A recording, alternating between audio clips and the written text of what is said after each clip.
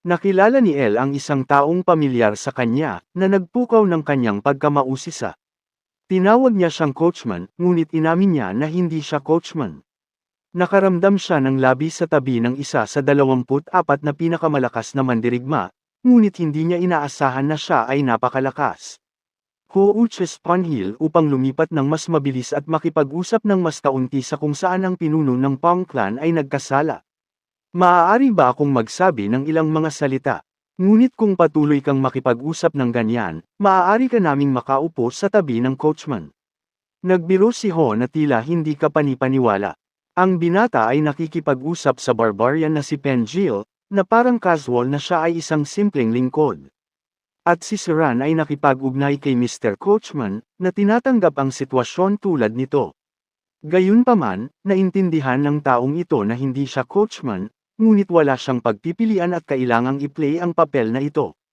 Ang karwahe ay masikip, ngunit kung may nagustuhan nito, tulad ng biro ni Ino, maaari silang maglakad. Makalipas ang ilang oras, natagpuan nila ang kanilang mga sarili sa isang madilim na lambak kung saan naging madilim at misteryoso ang kapaligiran. Ito ay medyo malamig at nakakatakot. Ang hangin ay tinusok ang mga buto at ang mga anino ay tila buhay. Ang mga truck ay humantong sa kanila sa mismong lugar na ito at some-iron na parang nawawala sa manipis na hangin. Kailangang suriin ng mga sundalo ang lahat. Hinanap nila ang lahat, ngunit wala silang nahanap, at inamin niya na ang kaaway ay nawala mismo sa ilalim ng kanilang mga ilong. Napansin ng mga pulang mandirigma na may isang taong nakasakay sa isang karwahe sa pamamagitan ng kanilang teritoryo, na nagtaas ng hinala at bastos na mga salita ay nagmula sa karwahe, na idinagdag sa kalabuan ni Chuacion. Nagulat ang mga sundalo na may isang taong nang ahas na lumitaw sa kanilang teritoryo nang walang pahintulot. Ang karwahe ay gumalaw ng may kumpiyansa, na parang ang mga pasahero ay hindi natatakot sa mga posibleng panganib. Ang pinuno ng lipi ng Pong ay kumilos tulad ng isang nakakasakit na bata, na nagpapahayag ng kanyang pagkadismaya sa sitwasyon. Naunawaan niya na kinakailangan na umarkila ng isang profesional na coachman, dahil ang walang karanasan na coachman na ito ay hindi alam kung paano pamahalaan ang isang karwahe. At alam ng taong iyon na hindi siya coachman ngunit si Wang Ganwei, ang dating pumatay ng pamilyang Salmon at ang kapitan ng madilim na squad. Ngunit napilitan siyang matiis ito at magpanggap. Bigla, hinarang ng mga tao na pula ang kanilang daan, pinigilan ang kanilang paggalaw. Bigla silang tumigil sa pakiramdam na may mali. Ang pinuno ng angkan ng panulat, nais ni Clan na magalit sa coachman dahil tumigil sila at malayo pa ang paglalakbay. Sa Ho natanto ng young master na may mali at naging maingat. Hiniling ni Guang Hui sa mga taong ito na huwag makarating, na nagpapaliwanag na hindi nila kilala ang sinumang may pangalang iyon. Gayunpaman, iginiit ng mga taong ito na suriin ang karwahe, ngunit binalaan sila ng driver na kung ginawa nila, ikinalulungkot nila ito. Ito ay tunog na masungit sa kanila, lalo na mula sa isang coachman lamang. Nagalit si Guang Hui na nag-iisip na siya ay nagkakamali para sa isang coach. Muli, na pinapaliit sa kanya, naabot niya ang kanyang espada at inilabas ito, naghahanda para sa isang posibleng salungatan. Humihiling ako sa iyo sa huling pagkakataon, huwag gawin ito, kung hindi, pagsisisihan mo ito. Ang sinumang pumapasok sa mga tripulante ay nanganganib sa kanilang buhay, binalaan niya ng mahigpit. Ang mga balabal na mandirigma ay nagsimulang tumawa, kinuha ang kanyang mga salita bilang isang biro. Ang kanilang interes sa pagsuri sa mga tripulante ay tumaas lamang, at nagpasya silang kumilos.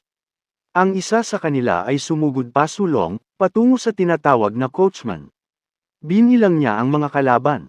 Mayroong 16 sa kanila. Habang papalapit siya, ang bilang ng mga kaaway ay nagsimulang bumaba, 14-13, at naabot niya ang 11 sa kanyang mga kalkulasyon, naghahanda para sa labanan. Di nagtagal, ang Sword of the Warrior sa Red Flash sa malapit, ngunit ang Young Master ay deftly dodged ang pinuno ng Shadow Assassins. Dalubhasang gumamit ng kanyang espada, na nagpapakita ng kanyang kasanayan, ginawa niya ang mandirigma sa Red Cloak na naramdaman ang kanyang kahusayan, at siya ay nasugatan. Nahulog siya sa lupa na nasugatan, at hindi na maaaring ipagpatuloy ang laban. Kaya gusto mo pa ring siyasatin ang crew? Tanong niya na nakatingin sa natitirang mga mandirigma. Ang isa sa mga warrior sa Red ay umamin na ang coachman na ito ay napakatalento. Hindi ito kapani-paniwala, ngunit biglang ang taong dapat ay kumatok na tumataas na parang walang nangyari. Hindi lamang siya tumayo, ngunit itinuwid ang kanyang mga balikat sa kabila ng malubhang pinsala. Hindi maintindihan ni Guang Hui kung ano ang nangyayari. Paano pinamamahalaang bumangon ang taong ito pagkatapos na matumbok ng ganyan? Ang Red-clad warrior ay nagsimulang tumawa habang sinipsip niya ang dugo at isinara ang kanyang sugat, iniwan ang sakit. Tiningnan siya ni Ivan Hui sa kawalan ng paniniwala. Ano ang nangyayari dito? Ang kanyang puso ay tumatakbo ng ligaw sa enerhiya na bumahas sa kanyang katawan, na pinaparamdam sa kanya ang bawat matalo ng kanyang pulso. Ang scoundrel na ito ay halos sumira sa pamamagitan ng kanyang mga panlaban sa kanyang espada, na tila hindi makapaniwala. Sa bawat stroke ng kanyang espada, ang diabolikong nilalang na ito ay pula lamang ang nanunuya sa kanya.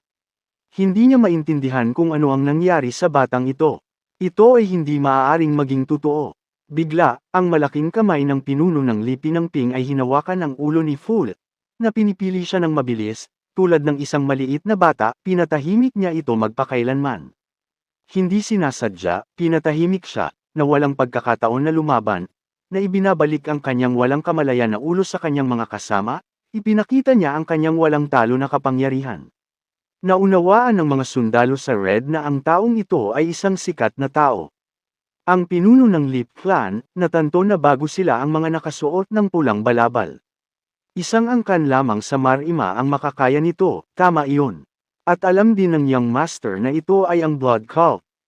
Ang Young Master, espada, na puno ng enerhiya ng Chi, ay lumipad sa susunod na biktima.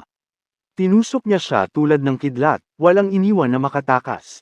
Ang mga young boy ng blood cult na ito ay hindi makapaniwala na ang gayong kapahamakan ay nangyari sa kanila. Lubhang nais nilang suriin ang kariton, hindi pinaghihinalaan na ang gayong halimaw ay nagtatago doon. At sa gayon ang katawan ng kanilang pinuno ay nahulog sa lupa, na-update ng kamatayan, ang Young Master, na nag-swing ng kanyang espada ay sumiklab tulad ng isang bagyo, at ang sandata ay bumalik sa kanya, at mula sa taong iyon sa pulang balabal, ang dugo ay bumagsak tulad ng isang bukal. Nawasak sila. Kapag nawasak ang lahat, posible na bumalik sa kariton at magpatuloy sa daan, ngunit ang isa sa kanila ay natatakot na mayroon pa ring mga pangkat ng mga kaaway. Ang pinuno ng angkan ng Pen ay nangangahulugang mayroong ilang kawalan ng katarungan dito. Pinagkadalubhasaan ni Ho ang talim ng langit sa 20 taong gulang lamang. Ang hari ng Blades ay magtaka nang makita ang ganoong bagay. Si Hing Ho, para sa kanyang bahagi, ay nabigo dahil nahihirapan siyang talunin ang ilan sa mga blood cult na sumasabog doon. Ngunit ang pinuno ng Pang Clan ay huminto sa kanyang sarili sa pamamagitan ng pagsasabi na ang mga batang ito ay kumuha ng ilang mga kainahinalang table task, at ang tatlo sa kanila agad na naging mas malakas. Kailangang baguhin niya ang kanyang mga taktika sa labanan upang talunin ang mga ito. Kahit na hindi mahirap sa sandaling iyon, tiningnan ni Seren ang kanilang mga katawan at napansin na ang mga ugat sa kanilang balat ay nakaumbok, malamang na isang epekto ng pagsipsip ng maraming kakanyahan. Tila na ang uri ng mga table task na ito ay nagdulot sa kanila na sumipsip ng panloob na chi sa isang pinabilis na mode, na nagbigay sa kanila ng isang pagsabog na pagtaas ng lakas. Alam ng Young Master na ang kakanyahan ay isang dobleng talam na espada. Kung ginamit ng tama, ito ay napakakapakipakinabang, ngunit kung pinipiga mo ito hanggang sa pagkapagod, humahantong ito sa hindi may iwasang kamatayan. Sigurado si Seren. Alam ng mga batang ito na magiging isang labanan sa kamatayan. Walang pag-aalinlangan sa lahat na ang mga ito ay mga tao mula sa Blood Cult. Ngunit tulad ng alam ng Young Master, ang Blood Cult ay tumigil na umiiral maraming taon na ang nakalilipas, at ganoon din. Ang pagkawasak ng Blood Cult ay inilarawan sa mga kwentong Murem halos 5 beses. Palagi silang, kahit na ano ang lumitaw sa hindi inaasahang sandali at nagdulot ng maraming problema. Sigurado sa naintindihan na dapat nilang dalhin ang kasong ito sa Merumo Battle Union. Kung maaari silang lumaban tulad nito, kung gayon ang kanilang lakas at numero ay naibalik. Hindi pa gagawin ni Ho ngayon, kahit na nais nilang iulat ang lahat ng ito. Ngunit kung mayroong isang maliit na pag-areglo sa malapit, nagpasya silang pumunta sa ilang maliit na nayon sa malapit, dapat mayroong hindi bababa sa isang tao mula sa unyon ng Murem doon. Hihinto nila na sabihin ang lahat at kumuha ng isa sa mga bangkay para sa paglalarawan.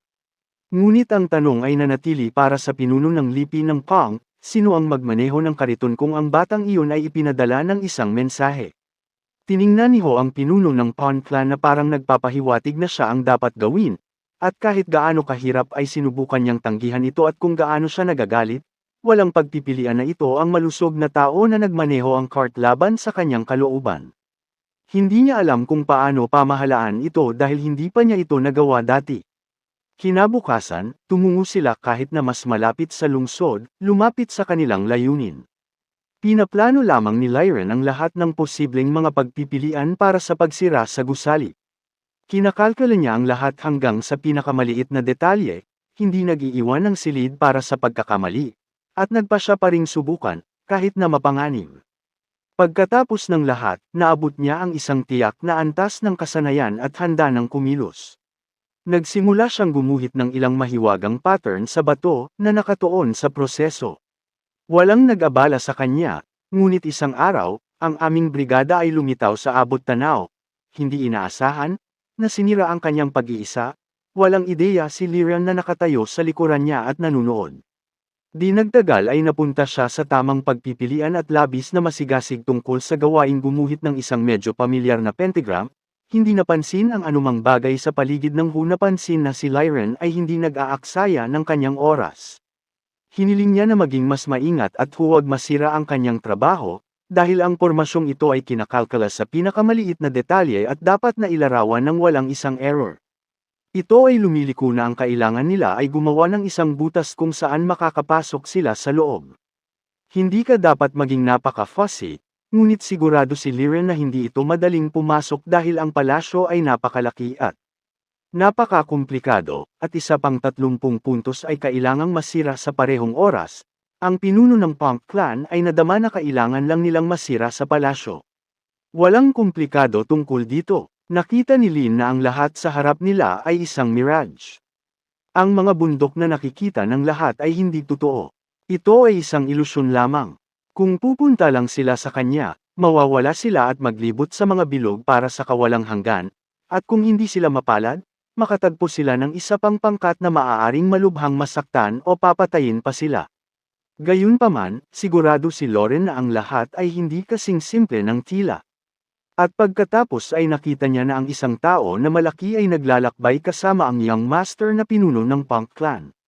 Kinikilala ang batang ito bilang isang monghe na hindi partikular na nababahala sa mga makamundong gawain, ngunit pagdating sa kanya, siya ay uhaw sa dugo. Siya ay nag-ambala sa pamamagitan ng ino na nagpapakilala sa kanya ng pangalan upang maiwasan ang hindi pagkakaunawaan. Ito ay maaaring itapon ng Mirage, bagaman ito ang una sa nasabing enkwentro para kay Lyran, ang kahirapan ay hindi kapani-paniwala. Ngunit upang magsimula, kailangan nilang subukan.